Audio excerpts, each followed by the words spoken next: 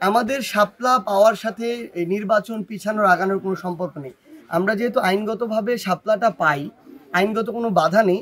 আমরা মনে করি নির্বাচন কমিশন তার ওই মেরুদণ্ডটা শো করবে যে বাইরের কোনো চাপ বাধাতে তারা চাপে পিষ্ট না হয়ে আমাদের যে শাপলা মার্কাটা যেটা আমরা আইনগতভাবে পাই এনসিপি, সেটা আমাদেরকে দিয়ে দিবে। এটা আমাদের একটা প্রত্যাশা থাকবে। এটার লড়াইটা আলাদা। এটা আমরা আমাদের মতো করে যদি আইনগতভাবে যাওয়া লাগে, রাজপথে যাওয়া লাগে, আমরা সেভাবে যাবো। এটার সাথে নির্বাচন আগানোর পিছনে কোনো সম্পর্ক নেই। বরং আমরা মনে করি যারা নির্বাচন পিছানোর একটা কালো উদ্দেশ্য আছে এবং এই চক্রান্তের সাথে জড়িত, যারা চায় যে দেশ বিভিন্ন উপাদান ব্যবহার করে দেশকে কিছুটা অস্থিতিশীল করতে, ওই মানুষগুলোই নিজেদের যে চক্রান্তটা এটা অন্যের উপরে চাপিয়ে দেওয়ার জন্য এখন এই ধরনের কথা বলছে যে ওনারা যদি মার্কা না পায় তখন ওনারা যে রাজনৈতিকভাবে মোকাবেলা করবে, এটা মনে হয় নির্বাচন পেছানোর চক্রান্ত।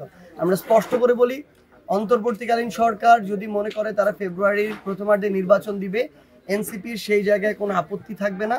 তবে সবচেয়ে গুরুত্বপূর্ণ হচ্ছে আমরা একটা দৃশ্যমান বিচার দেখতে চাই।